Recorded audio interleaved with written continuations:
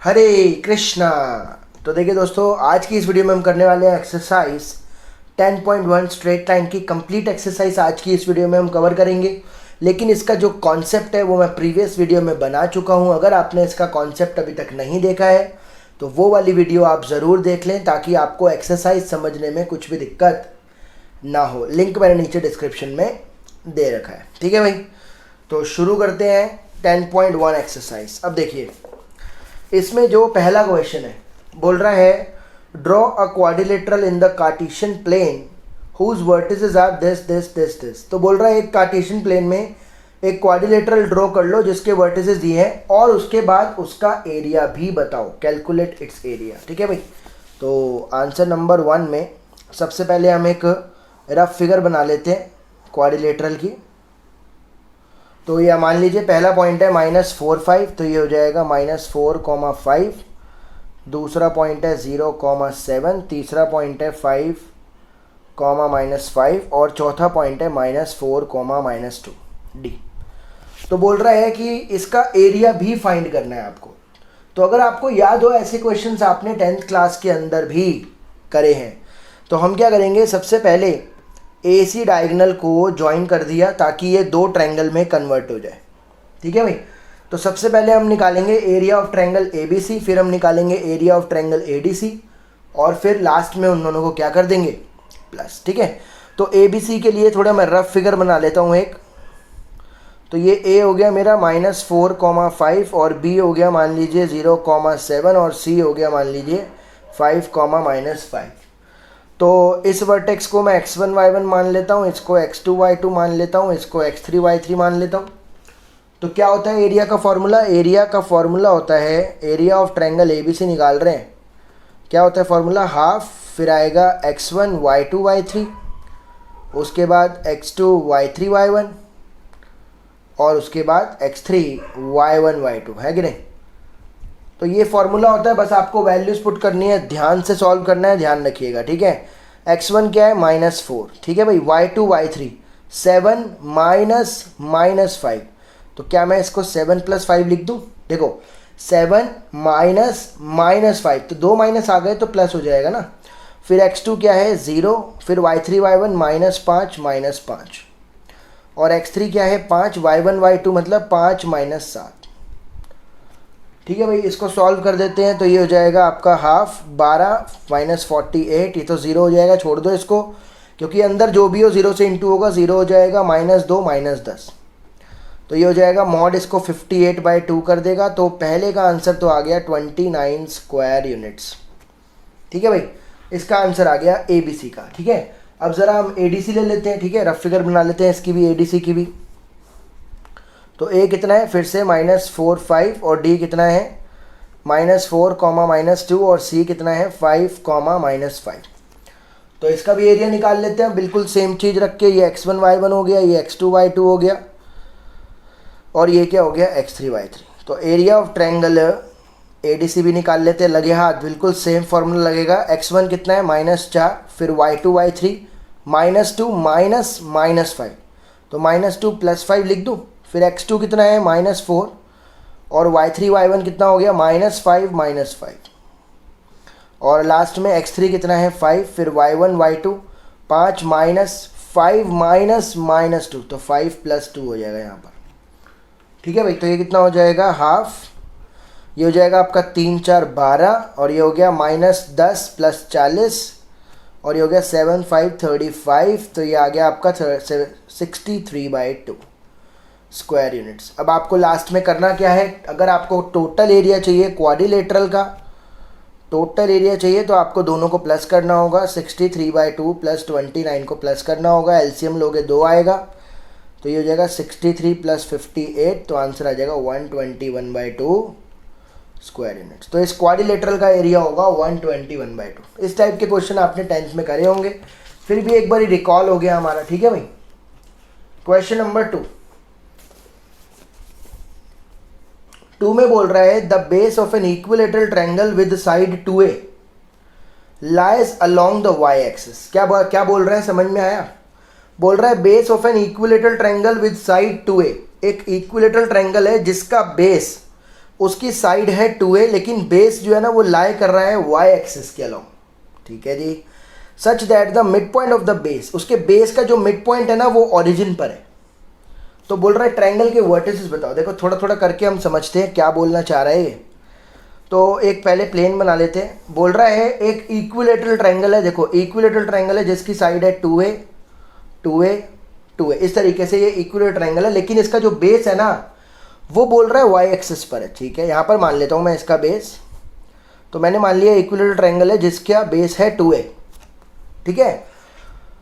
और इसमें क्या बोल रहा है, y एक्सिस पर वो लाई कर रहा है और इसका जो मिड पॉइंट है वो ओरिजिन है, ठीक है। ये भी मान लिया कि भैया इसका मिड पॉइंट ओरिजिन है। अब देखो भाई पूरा डिस्टेंस है 2a, मिड पॉइंट है ओरिजिन, तो कह सकता हूँ ना ये डिस्टेंस a होगा और ये भी डिस्टेंस a होगा, कोई दिक्कत तो नहीं है इसके अंदर।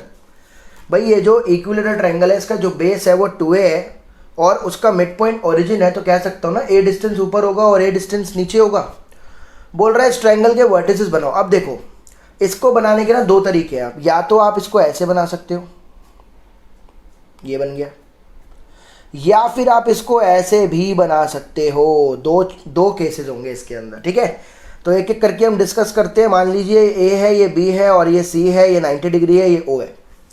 अब आपको समझ में तो आ गया होगा वर्टेक्स जो है, वर्टेक्स ऑफ ए का वर्टेक्स तो समझ में आ ही गया होगा कि 0, a है। भाई ये ए है ना और y एक्सिस पर है तो 0, a होगा, और b का क्या होगा 0, -a। तो a और b दोनों केस में, इसको d मान लेते हैं, दोनों केस में a और b तो सेम ही रहने वाला है, 0a और 0 -a। अब मेन क्या है, c और d तो निकालना है कि नहीं। अब मेन क्या है, c और d निकालना है। तो c निकालने के लिए मैंने क्या करा, a और c में पाइथागोरस लगा दी। ट्रायंगल ए और सी के अंदर पाइथागोरस लगा दो। पाइथागोरस क्या बोलती है, AC का स्क्वायर इक्वल होगा OC square plus OA square, OC square plus OA square. AC देखो भाई ये साइड भी कितनी है, 2a तो है, इक्विलेटरल ट्रायंगल की ये वाली साइड भी तो 2a ही होगी, है कि नहीं। पुट करते हैं। अब AC में पुट कर दिया 2a का स्क्वायर, OC मेरे को निकालना है, नहीं पता है, और OA अगर मैं बात करूं तो वो है a का स्क्वायर, ठीक है। यहाँ तक हो गया। ये हो जाएगा 4a स्क्वायर प्लस का a स्क्वायर, इधर आ जाएगा माइनस का a स्क्वायर, OC का होल स्क्वायर। ये हो जाएगा 3a स्क्वायर, OC का स्क्वायर, स्क्वायर हटेगा, सामने आ जाएगा रूट OC। अब देखो 3 का रूट तो होता नहीं, a स्क्वायर का रूट होगा a, तो ये आ गया हमारा OC। देखो भाई अब ये डिस्टेंस जो है, ये वाला डिस्टेंस √3a आ चुका है। अब इस तरफ हो या इस तरफ, √3a ही होगा, समझ रहे हो भाई। आपने इसमें पाइथागोरस लगाई तो ये डिस्टेंस √3 आ गया। अब मेरे को बताओ ये वाले में अगर पाइथागोरस लगाओगे तो 2a और a ही तो है, इसमें भी तो √3a ही आएगा, दोबारा निकालने की ज़रूरत नहीं है आपको। ये √3a है डिस्टेंस, ये भी √3a होगा। अब बात आती है वर्टेक्स क्या है, तो c क्या होगा, x एक्सिस पर है ना c, तो ये हो जाएगा √3a, 0, और यहाँ पर d नेगेटिव x एक्सिस पर है तो -√3a, 0, यानी कि c का वर्टेक्स होगा √3a, 0, और दूसरी जगह पर अगर लूँगा तो 0a और 0 -a, और d कितना हो जाएगा -√3a, तो ये दो केसेस होंगे इसमें जिसमें इक्विलेटरल ट्रायंगल के ये वर्टिसेस हो सकते हैं, ठीक है। समझ में आया आपको, आगे चलते हैं।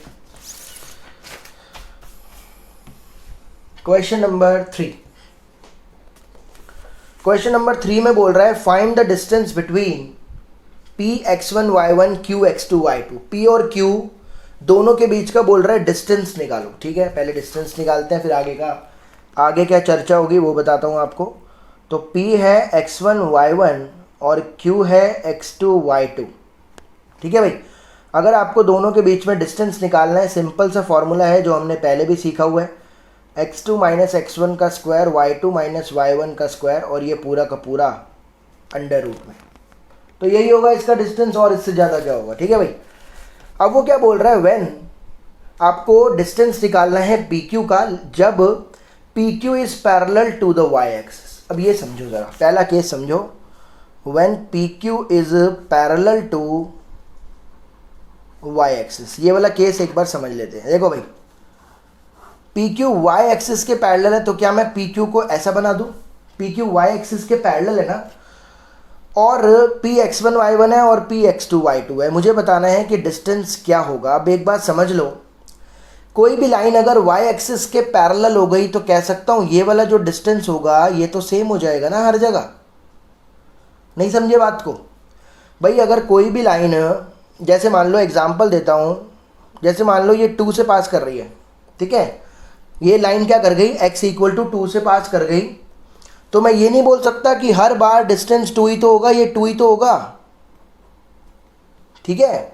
अगर कोई लाइन y एक्सिस के पैरेलल है 2 यूनिट पर, तो y एक्सिस से डिस्टेंस हर बार 2 यूनिट नहीं होगा। कह सकता हूँ हर बार x सेम हो गया, ठीक है भाई।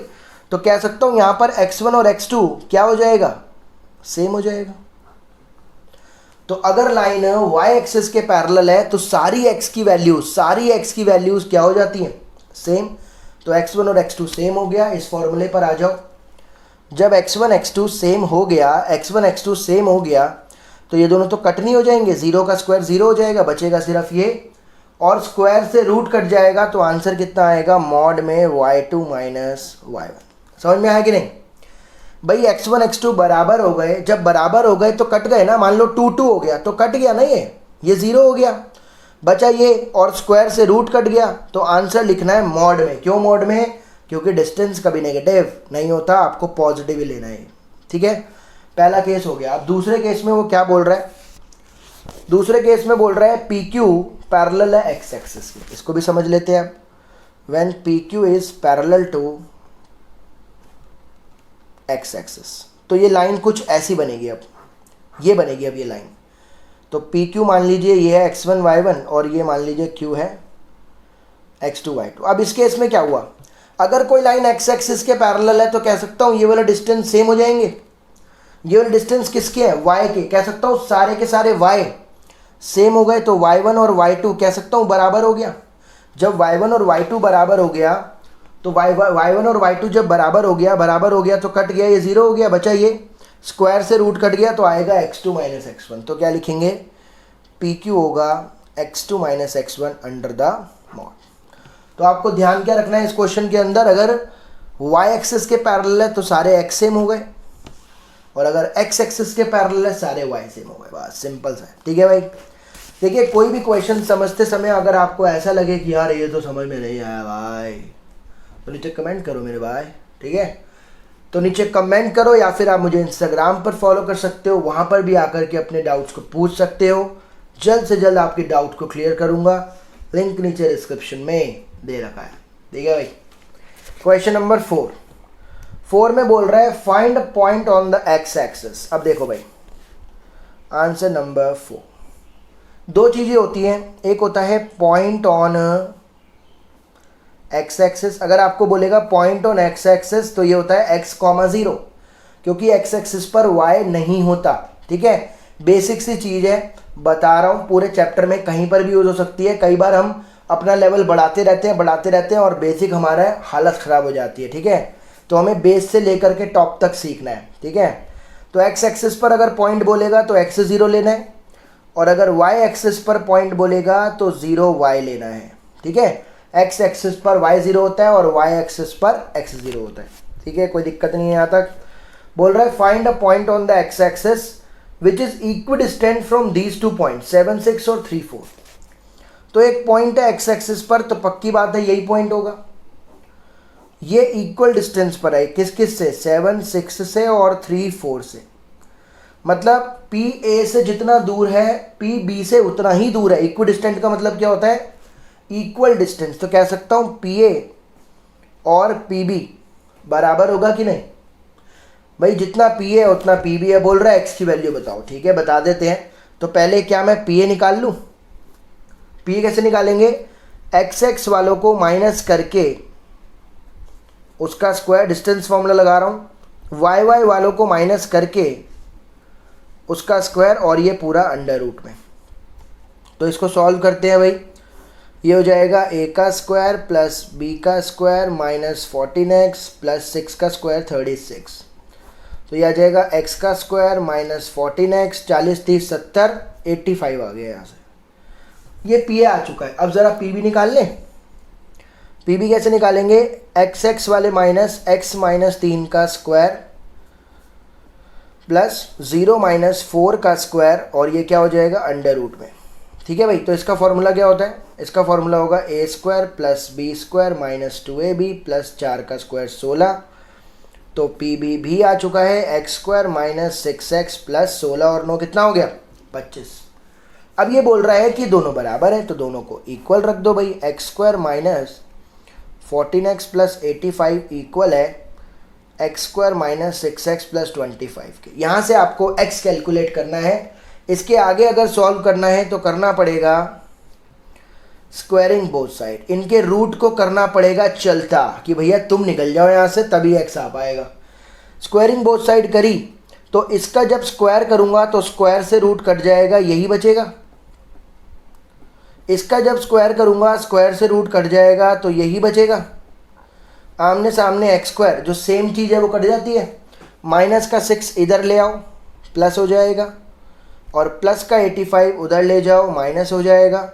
14 में से 6 गए 8 बचेगा, और ये बचेगा 60, माइनस से माइनस कट, x हो जाएगा 60 अपॉन में 8। 4 के टेबल में 8 आता है 2 पर, ये आता है 15 पर, यानी 15/2 आ गया, और पॉइंट हो जाएगा 15/2, 0, क्योंकि पॉइंट x एक्सिस पर था ना, तो x 15/2 आ गया, 0। क्या दिक्कत है। ठीक है भाई, अगले पे चलते हैं। Question number 5। क्वेश्चन नंबर 5 में बोल रहा है find the slope of a line, line का स्लोप निकालना है। ठीक है, which passes through the origin, एक लाइन जो कि ओरिजिन से पास कर रही है, and the mid point of the line segment joining the points. ठीक है जी, समझते हैं इसको धीरे धीरे करके। आंसर नंबर 5 में देखो भाई, एक ना रफ फिगर ज़रूर बना लेना ताकि आपको समझ में आ जाए हो क्या रहा है। ठीक है, बोल रहा है एक लाइन जो है ना वो ओरिजिन से पास कर रही है, और आगे जा कर के एक और लाइन है, मान लीजिए ये लाइन है जिसके एंड पॉइंट है 0 - 4 8 0, 0, -4 और 8 0। अब कई बच्चे ये बोलेंगे कि 0, -4 यहाँ पर होता है, हमें सिखा रहा है तो हमें पढ़ाएगा। ठीक है, तो भाई एक ये रफ फिगर है, ज़्यादा नाराज़ मत हो आप। ठीक है, ये एक रफ फिगर बनाई है मैंने, आप XY प्लेन चाहे ना बनाओ कोई दिक्कत नहीं है।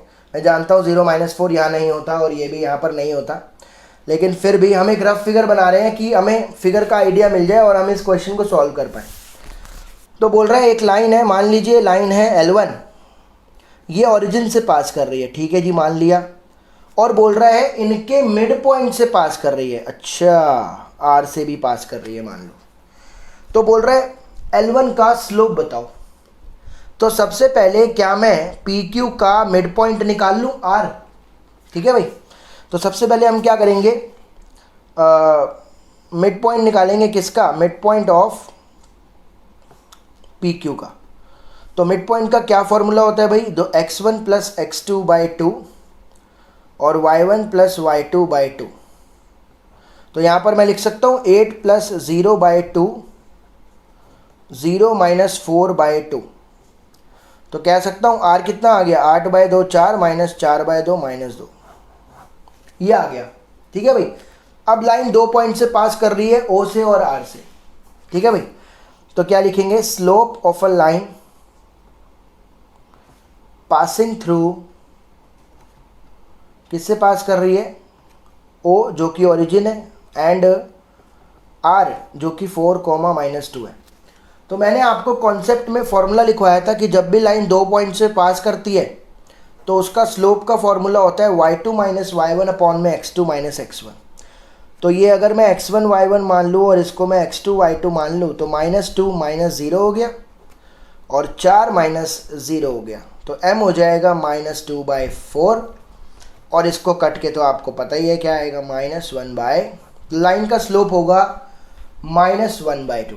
ठीक है भाई, आगे चलते हैं 6th क्वेश्चन पे। 6th में बोल रहा है without using the Pythagoras theorem show that the points 4 4 3 5 -1 -1 are the vertices of a right angle triangle. बोल रहा है बिना पाइथागोरस थ्योरम का यूज करके प्रूव करो ये राइट एंगल ट्रायंगल के वर्टिसेस हैं। अब ऐसे क्वेश्चन हमने क्लास 10th के अंदर भी पढ़े हैं, वहाँ पर हम क्या करते थे, डिस्टेंस फार्मूला से इसको निकालते थे।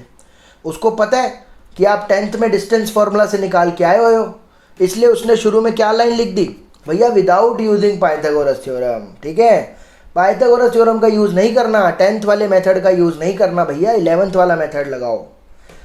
तो मुझे 11th वाला मेथड लगा करके प्रूव करना है कि राइट एंगल ट्रायंगल के वर्टिसेस है। कैसे, देखते हैं, आ जाओ।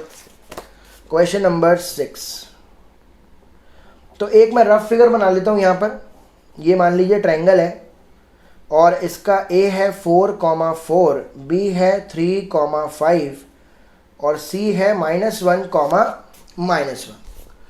मुझे प्रूव करना है कि ये राइट एंगल ट्रायंगल के वर्टिसेस हैं और बिना पाइथागोरस लगाए। तो हम क्या करते हैं, आप क्या करो, तीनों लाइनों का ना स्लोप निकाल लो, तीनों लाइंस का स्लोप निकाल लो। पहले मैं स्लोप निकाल रहा हूँ, स्लोप ऑफ AB।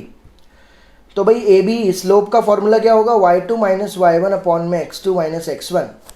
आप x1 y1 x2 y2 किसी को भी मान सकते हो, इसमें कोई वो मतलब डाउट मत क्रिएट करना कि मैं x1 y1 इसको मानूं या इसको मानूं, आपकी मर्जी है। मैं तो लिखता भी नहीं हूँ कौन x1 y1 है, बस y y वाले माइनस करो, x x वाले माइनस करो, डिनोमिनेटर में लगा दो। तो ऐसा कुछ रिस्ट्रिक्शन नहीं है कि पहले वाले को x1 y1 ही मानो, दूसरे वाले को x2 y2 ही मानो, ऐसा कुछ नहीं है। तो AB का स्लोप कैसे निकाल रहा हूँ मैं, 5 में से 4 गए ऊपर, 3 में से 4 गए नीचे, तो ये हो गया 1/-1, यानी AB का स्लोप आ गया -1। अब मैं BC का स्लोप निकालता हूँ, फॉर्मूला वही रहेगा y2 - y1 अपॉन में x2 - x1। तो -1 -5 -1 -3, तो -6/-4, कट कटा के आ गया 3/2। फिर निकाल रहा हूँ स्लोप ऑफ AC, फॉर्मूला वही रहेगा y2 - y1 अपॉन में x2 - x1। तो ये क्या हो गया, -1 -4 ऊपर, -1 -4 नीचे, -5/-5, तो कट कटा के आ गया 1। तो बिना पाइथागोरस थ्योरम लगाए हम कैसे पता करेंगे कि ये वर्टिसेस राइट एंगल ट्रायंगल के हैं या नहीं। देखो भाई, तीनों के स्लोप निकाल लिए। आप देखो क्या किन्हीं दो लाइन का स्लोप का प्रोडक्ट -1 हो रहा है, क्या बताता हूँ, क्या बोला मैंने, समझाता हूँ। मैंने आपको एक कॉन्सेप्ट पढ़ाया था कि अगर दो लाइन आपस में परपेंडिकुलर है, मान लीजिए इसका स्लोप m1 है, इसका स्लोप m2 है, अगर दो लाइन आपस में परपेंडिकुलर है तो मैंने आपको कॉन्सेप्ट बताया था कि उनके स्लोप का प्रोडक्ट क्या होता है, -1। ठीक है भाई, तो आप ये बात याद रखना कि अगर दो लाइन परपेंडिकुलर है तो उनके स्लोप का प्रोडक्ट क्या होगा, -1। तो आप देखो इन तीनों में किन दो का स्लोप का प्रोडक्ट -1 हो रहा है। इन दोनों का तो नहीं हो रहा, इन दोनों का नहीं हो रहा, इसका और इसका हो रहा है। यानी कह सकता हूँ AB का स्लोप और AC का स्लोप का प्रोडक्ट -1 है। तो यहाँ पे लिखेंगे slope of AB into slope of AC। यहाँ पर हो रहा है -1 कि नहीं, देख लो, AB क्या है -1 और ये 1, तो बराबर आ रहा है कि नहीं। मतलब अगर दो लाइन का स्लोप का प्रोडक्ट -1 है तो ऑब्वियस सी बात है कि वो दोनों लाइन परपेंडिकुलर होंगी, यानी कि AB और AC क्या है, परपेंडिकुलर है। तो एक एंगल 90 होते ही ये ट्रायंगल क्या बन गया, ये ट्रायंगल बन गया राइट एंगल ट्रायंगल। तो लिखेंगे ABC is right angle triangle. तो इस तरीके से आप चेक करोगे 11th के मेथड से। ठीक है भाई, आगे चलते हैं। Question number 7।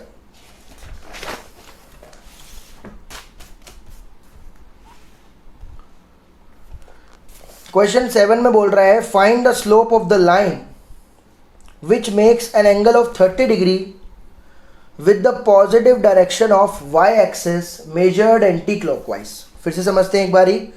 बोल रहा है लाइन का स्लोप निकालो, वो लाइन जो कि 30 डिग्री का एंगल बना रही है, किसके साथ, y एक्सिस के पॉजिटिव डायरेक्शन के साथ, और मेजर्ड किया जा रहा है एंटी क्लॉकवाइज। देखो भाई आंसर नंबर 7।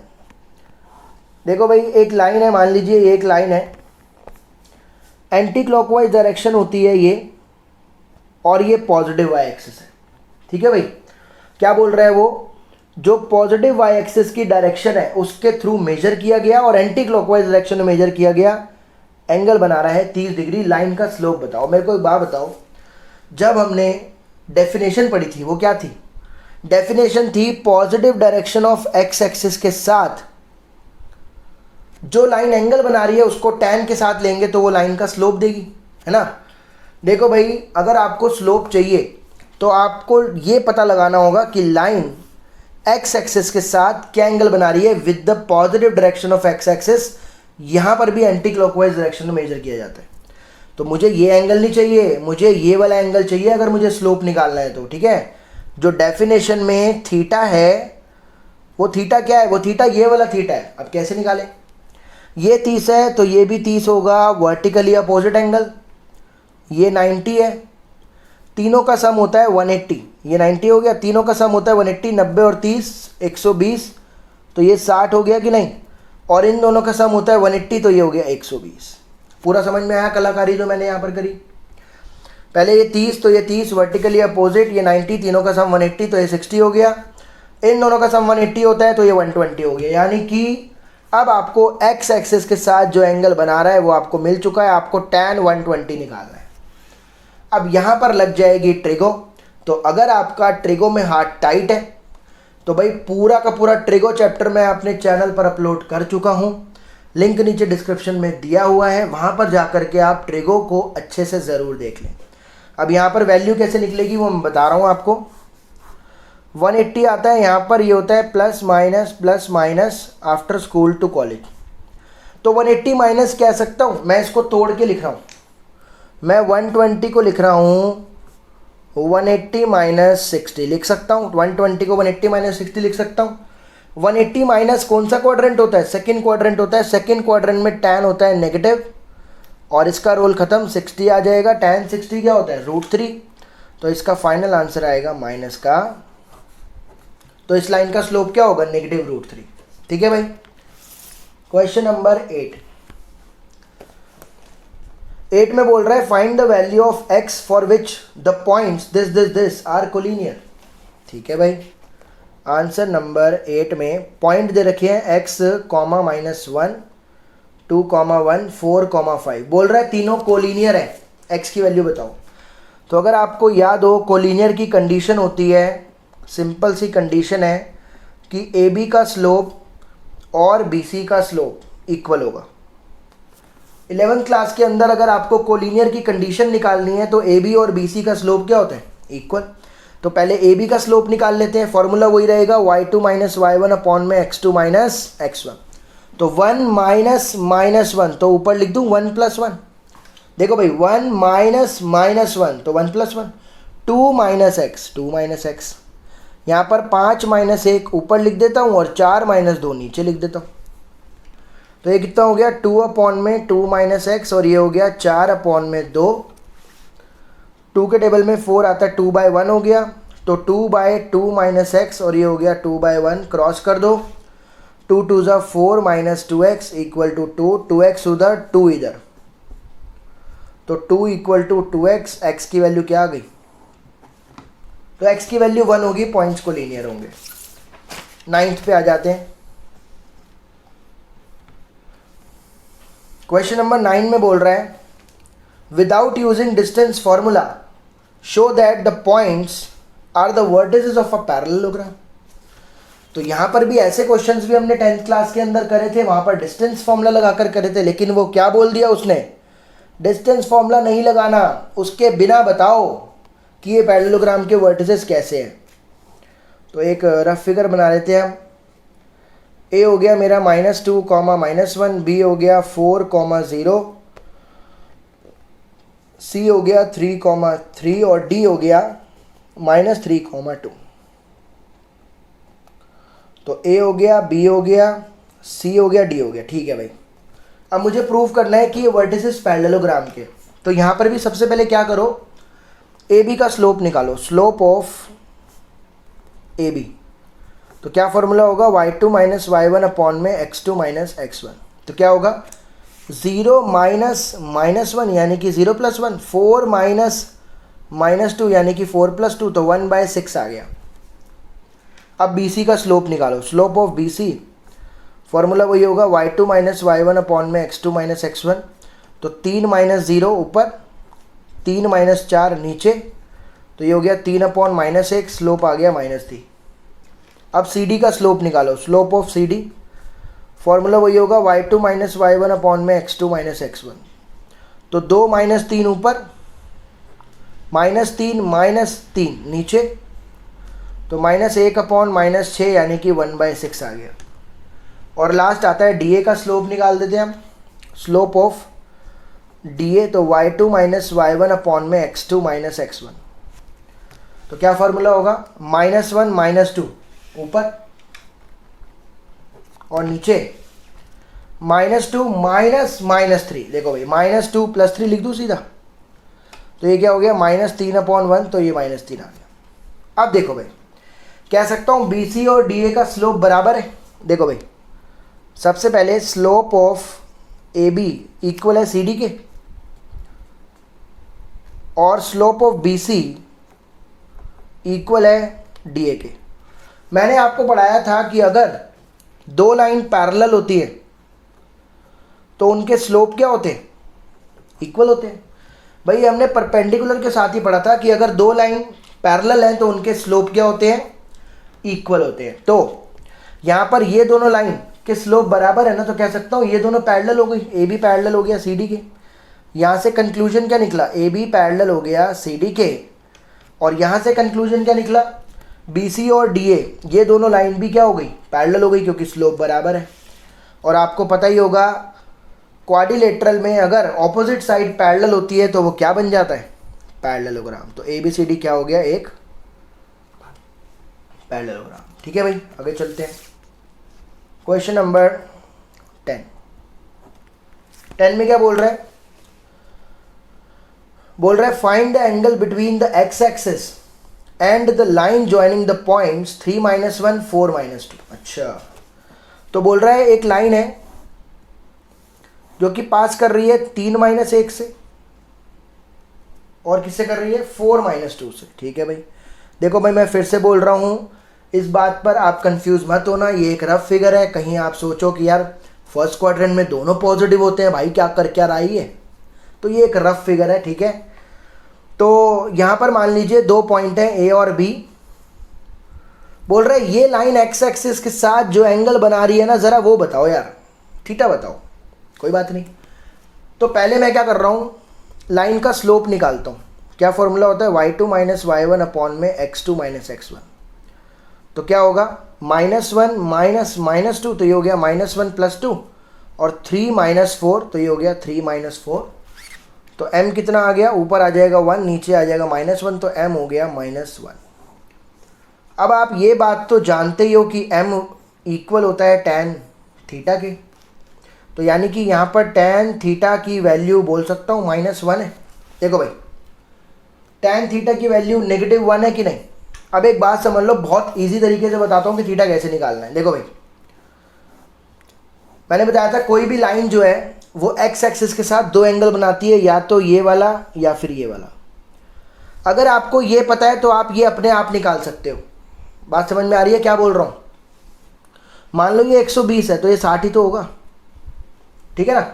तो अगर आपको पॉजिटिव साइड का एंगल पता है तो नेगेटिव साइड का आप अपने आप निकाल लोगे।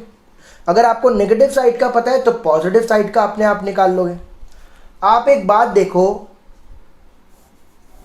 tan थीटा 1 कब होता है, नेगेटिव छोड़ो, tan थीटा 1 कब होता है, तो आप कहोगे 45 डिग्री पर होता है। अगर यहाँ पर 1 होता तो मैं थीटा 45 लिखता कि नहीं, लेकिन 1 मतलब पॉजिटिव साइड से एंगल मुझे पता है, लेकिन मुझे तो नेगेटिव साइड से निकालना है। नहीं बात समझ में आई भाई।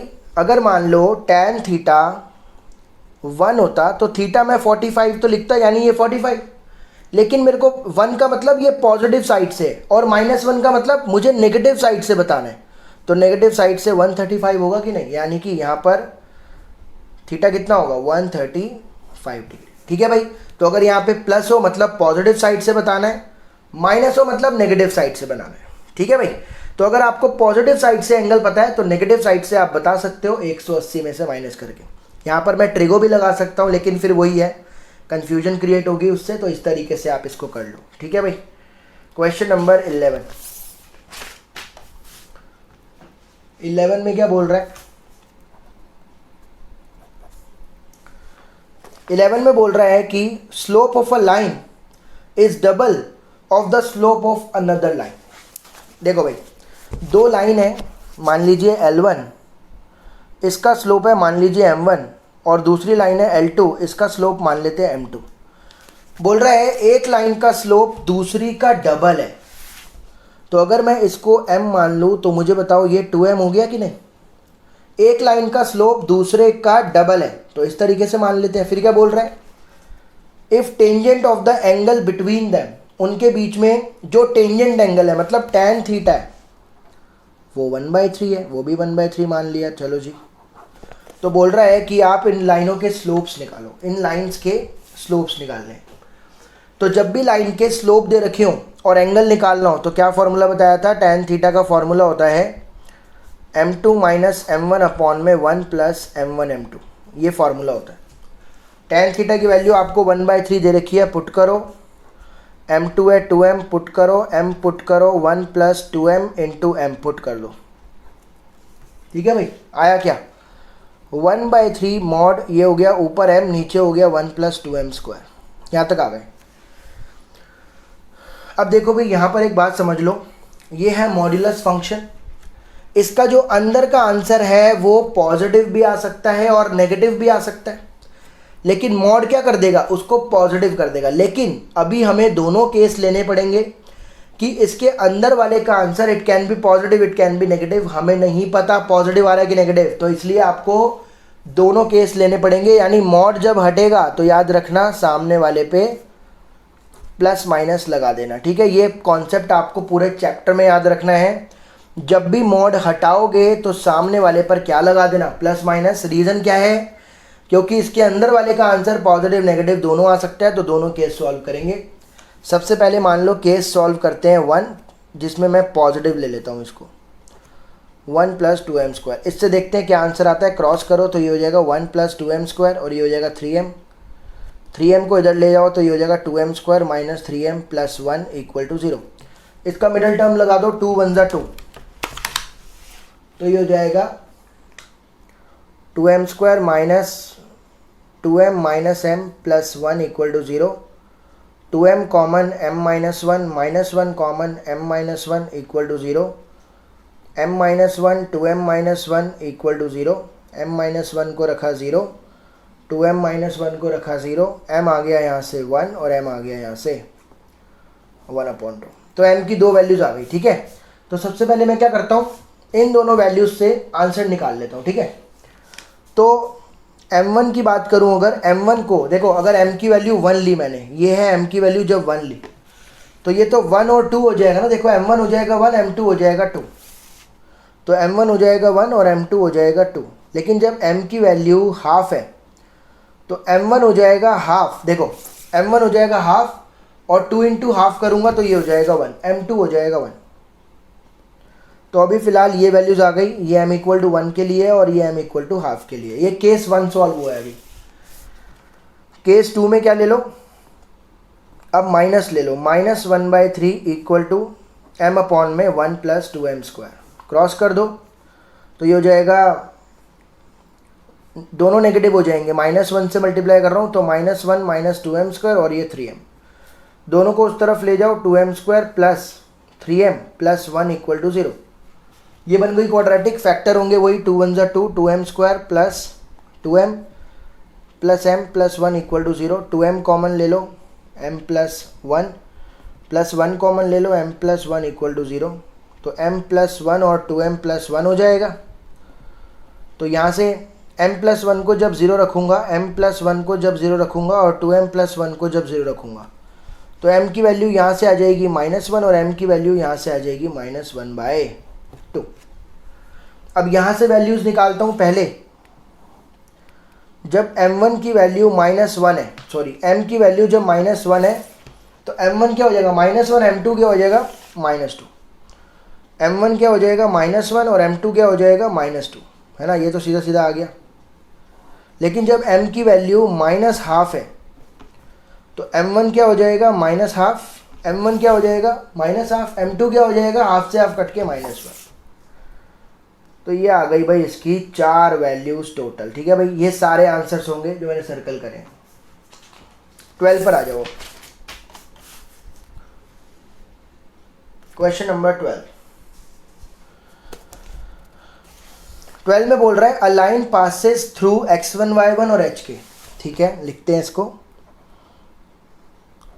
बोल रहा है एक लाइन पास कर रही है x1 y1 और hk से, और इस लाइन का स्लोप दिया हुआ है m। तो आपको ये प्रूव करना है कि k minus y one equal होगा m h माइनस x1 के। ये प्रूव करना है मेरे को। इस लाइन का स्लोप भी दिया हुआ है m। तो अगर ये देखो भाई, लाइन 2 पॉइंट से पास कर रही है और मुझे इसका स्लोप निकालना है, तो इसका स्लोप यही तो होगा k minus y one upon में h माइनस x1, यही तो होगा इसका स्लोप। तो क्रॉस कर दो, बस आ गया answer. k minus y one इधर हो गया और m h माइनस x1। देखो बहुत ही सिंपल था ये तो क्वेश्चन। 2 पॉइंट से स्लोप निकाल के क्रॉस कर दिया, बस हो गया प्रूफ, कोई दिक्कत नहीं है इसमें। 13 पे आ जाओ। 13 में बोल रहा है कि 3 पॉइंट है h0 AB 0 के एक लाइन पर लाई कर रहे हैं, ये प्रूफ करना है। देखो भाई 3 पॉइंट है, क्या क्या, ये मान लेते हैं h0, B मान लेते हैं AB, C मान लेते हैं 0 के, तीनों एक ही लाइन पर है। और प्रूफ क्या करना है, A by H plus B by K 1 होगा, ये प्रूफ करना है। देखो एक ही लाइन पर बोलकर इसने हमको हिंट दी कि कोलिनियर है। तो कोलिनियर में क्या होता है, slope of A B equal होता है स्लोप ऑफ ए बी का स्लोप और बी सी का स्लोप इक्वल होता है। तो ए बी का अगर निकालना है तो कैसे निकालूंगा, बी माइनस 0 ऊपर, ए माइनस एच नीचे, बी सी का के माइनस बी ऊपर, 0 माइनस ए नीचे। तो इससे आंसर क्या आया, यहाँ पर बचा बी अपॉन में ए माइनस एच, बी अपॉन में ए माइनस एच, और यहाँ पर क्या बचा, के माइनस बी अपॉन में माइनस ए, के माइनस बी अपॉन में माइनस ए। क्रॉस कर दो इसको, तो इसको इससे करूँगा के माइनस बी ए माइनस एच, और ये हो जाएगा माइनस का ए बी, तो ये हो जाएगा ए K minus K H minus A B plus B H, minus का ए बी। आमने सामने सेम साइन वाले कट जाएंगे, बचेगा ए के माइनस एच के plus B H equal to 0। H K को उधर लेकर के जा रहा हूँ, एच के plus B H equal to a k plus B H equal to h k. मुझे आंसर लाना है ये। आप देख रहे हो आर एच एस में 1 है, तो इधर अगर मुझे 1 बनाना है तो पूरी इक्वेशन को क्या लिखूंगा, divide the whole equation by, सबको एच के से डिवाइड कर दो, इधर भी एच के, इधर भी एच के। समझ में आया कैसे हिंट उठाई आपने इधर देखा, इधर 1 है, मेरे को 1 लाना है, तो 1 तो तभी आएगा ना जब इससे डिवाइड करूंगा। तो यहाँ से देखो आंसर आ गया a by H B by K equal to 1। तो ये हो गया मेरा प्रूफ। 14 पर आ जाओ, लास्ट है क्वेश्चन एक्सरसाइज का। देखो कोई भी दिक्कत लगी हो कमेंट ज़रूर करना, या फिर आ जाओ इंस्टाग्राम पर, बातचीत करेंगे थोड़ी बहुत। 14 में बोल रहा है consider the following population year graph. ये पॉपुलेशन ईयर ग्राफ है। बोल रहा है find the slope of the line A B, A B का स्लोप निकालो। ठीक है, निकाल देते हैं। बोल रहा है एंड यूजिंग इट, उसका यूज करो, find what will be the population in the year 2010। तो पहले मैं ये प्लॉट कर लेता हूँ क्या क्या है। ए का है 1985,92, बी का है 1995,97, और वो सी का मतलब 2010 का पूछ रहा है, तो एक्स मान लेता हूँ। बोल रहा है 2010 पर क्या पॉपुलेशन होगी वो बताओ। अब देखो भाई, सबसे पहले उसने बोला ए बी का स्लोप निकालो, तो हम ए बी का स्लोप निकाल लेते हैं पहले। ए बी का स्लोप लेट्स एम मान लेते हैं इसको। तो क्या होगा formula, y2 minus y1 upon में x2 माइनस, तो क्या होगा 97 माइनस 92, 1995 माइनस 1985, तो ऊपर बचा 5, नीचे बचा 10, 1/2, यानी कि स्लोप ऑफ ए बी आ चुका है 1/2। आगे अब देखो भाई स्लोप आ चुका है। अब BC के बीच में जब मैं BC का स्लोप निकालूंगा वो भी तो इसी लाइन का स्लोप होगा। पहले स्लोप ऑफ BC निकालता हूं। स्लोप ऑफ BC क्या होगा, फॉर्मूला वही है x माइनस 97 ऊपर और 2010 माइनस 1995 नीचे, 2010 1995 नीचे। अब देखो भाई जो BC का स्लोप है, जो BC का स्लोप है वही तो AB का स्लोप होगा। AB का स्लोप 1/2 निकाल चुका हूँ। एक ही लाइन का स्लोप है ना, तो एक ही स्लोप होगा, तो 1/2 के इक्वल रख दो, इसको यूज हो गया यहाँ पर। तो ये कितना आएगा, x माइनस 97 अपॉन में कितना बचा, 15 साल, 1/2 क्रॉस कर दो भाई, ये हो जाएगा 2x माइनस 2 7 14, 18 और 19 इक्वल टू 15। तो ये हो जाएगा 15 प्लस 194, तो ये हो जाएगा 209। तो x आ जाएगा 104.5 करोड़। इतनी पॉपुलेशन होगी 2010 के अंदर। ठीक है भाई, तो उम्मीद करता हूँ ये सारे क्वेश्चंस आपको समझ में आए होंगे। कोई भी दिक्कत लगी हो कमेंट करके ज़रूर बताएं। आगे आने वाली वीडियोस के लिए बने रहें, तब तक अपना ध्यान रखें। Thank you so much.